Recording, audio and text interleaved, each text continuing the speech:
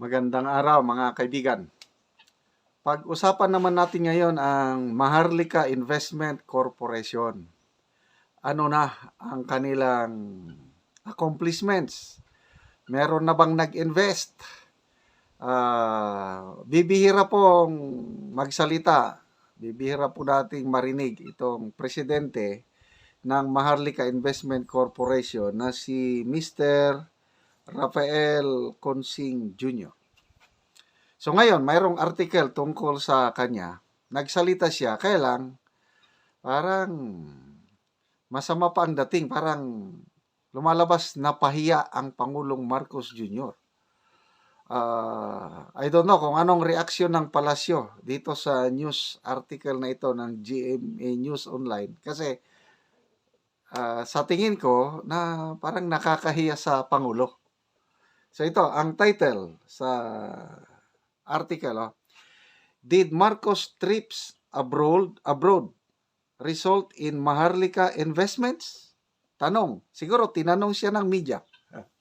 Anong sagot ng presidente ng Maharlika Investment Corporation? Wala pa. MIC chief says.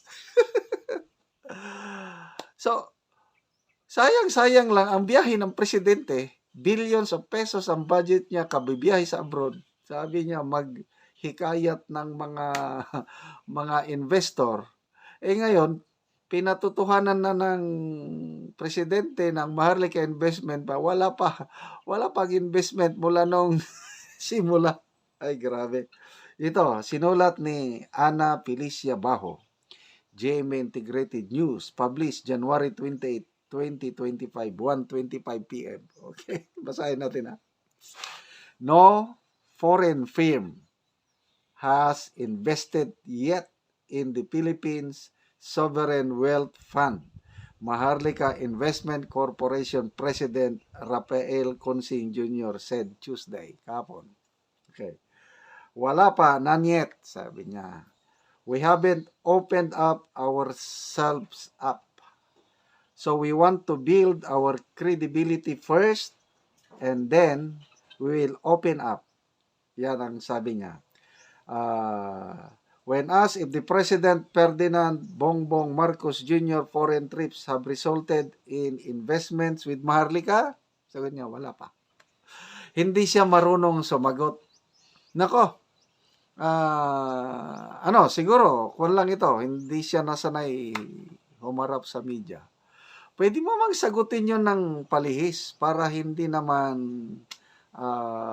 mabulilyaso ang Pangulo. Kasi, pero magtatatlong taon na, binabati ko sa Pangulo na sige lang biyahe ng biyahe, na nasasayang lang ang pera ng taong bayan, biyahe ng biyahe, na wala namang nakikitang investment. Tapos, sasabihin pa ng kanyang inappoint sa Maharlika Investment Corporation na wala pang nag-invest sa Maharlika nang dahil sa kabibiyahe ng presidente. O, di ba? Nakakano? Ito. Consing, however, expressed hope that by the end of the year, the Maharlika Investment Corporation will acquire a number of foreign investments. Ito palagi ang marami akong nababasang article na pagtanungin kung kailan magkaroon ng investment. Okay, may nabasa nga ako by this quarter, first quarter of 2025. Yun yung nabasa kong article. I think billionario.com ang Kaya lang, question ng billionario.com wala namang kasiguruhan. So ito, bagong statement by the end of the year. Baka magkakaroon na ng investment. Nako, sayang-sayang lang po ang laki po ng sweldo nitong presidente ng Maharlika Investment Corporation. Correct me if I'm wrong, tama yung maalala ko, 2.5 million per month ata ang sweldo niya. Plus yung other members ng board of directors at iba pa. Nako, pinasusildo natin itong mga government officials nito. Tapos wala namang return of investment. maghintay lang daw tayo we are expecting 3 or 4 material ones without making any elaboration on which sector. Kasi different sectors, may energy, may agriculture ba yan, may infrastructure, tourism. 7 areas. Meron pa nga daw aerospace, yung space development program. Wow, ang galing. Mataas ang pangarap. Okay. Marcos has since said that the Philippines sovereign wealth fund investment is meant to draw capital financing from overseas to boost economic growth. Yan ang palaging pangako ng Pangulo, na ang vehicle daw para uunlad ang Pilipinas ay ang Maharlika Investment Fund.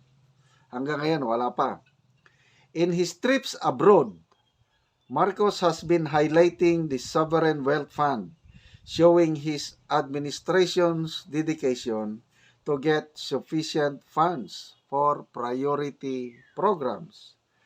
Marcos signed into law Republic Act number 11954 or the Maharlika Investment Fund Act of 2023 with the aim to tap state assets for investment ventures to generate additional public funds.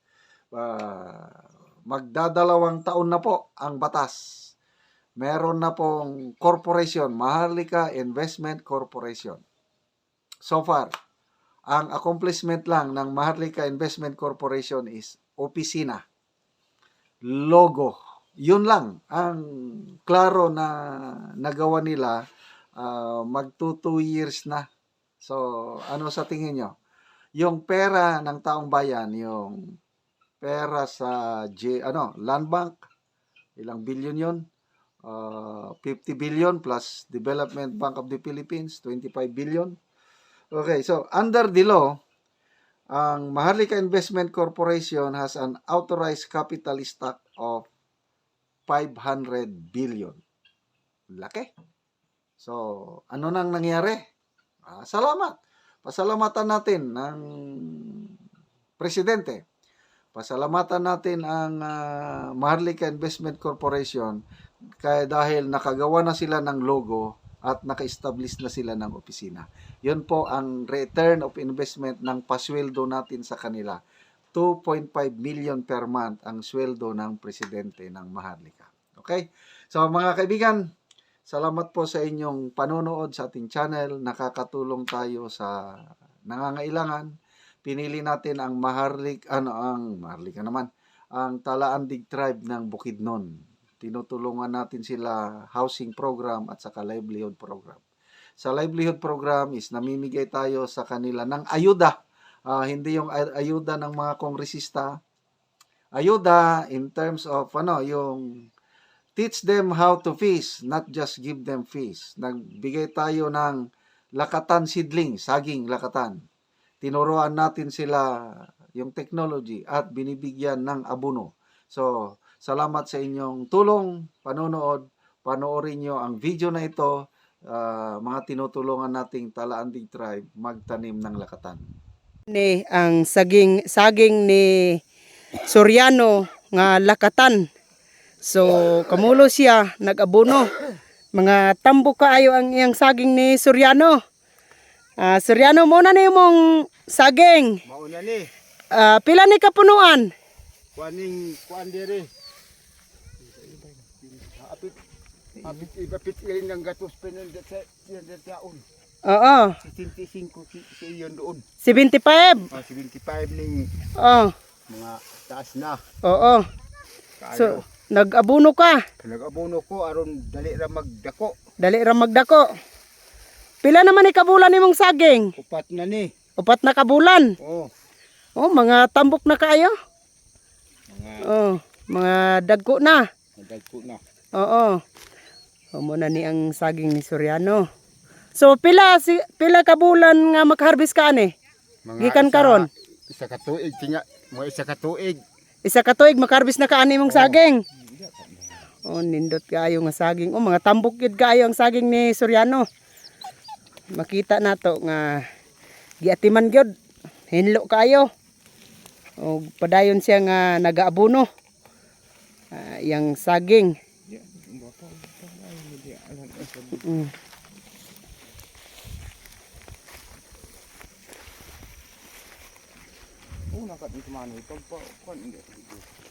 Siya ang saging ni Soriano. Nga mga tambo kaayo. Oh, ini.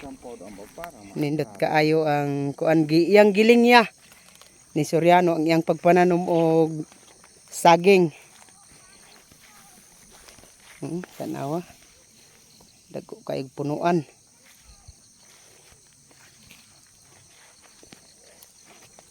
So paingon na dito sa ubos.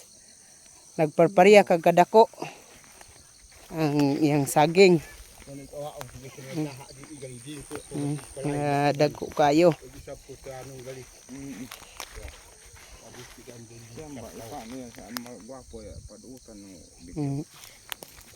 Awa. Nindot kaayo ang yang mga dahon. Sinaw kaayo. Oh. Sa ubos. Oh, pag makaharbis ani si Soriano, bawi na gyud ani ang kahago kung kung makaharbis na, kuan mawala na ang kalisod. Kabaligya naman. 25 igay Oo. sa doon. Manayon sa imong ikasulti manoy karon nga kanang naa kay saging nga nagtubo na nga hapit na gid ka makaharbis ani. Nagpasalamat ko kang Ma'am Teresa Oo. nga gi-supply mi og saging aron mabuhi mi Oo. sa abono. Nag-supply pod di. Nagpasalamat ako. Oo. Manambok imong tinanom mo. Manambok dahil ang akong mga saging diri. Oo. Sige, maraming salamat.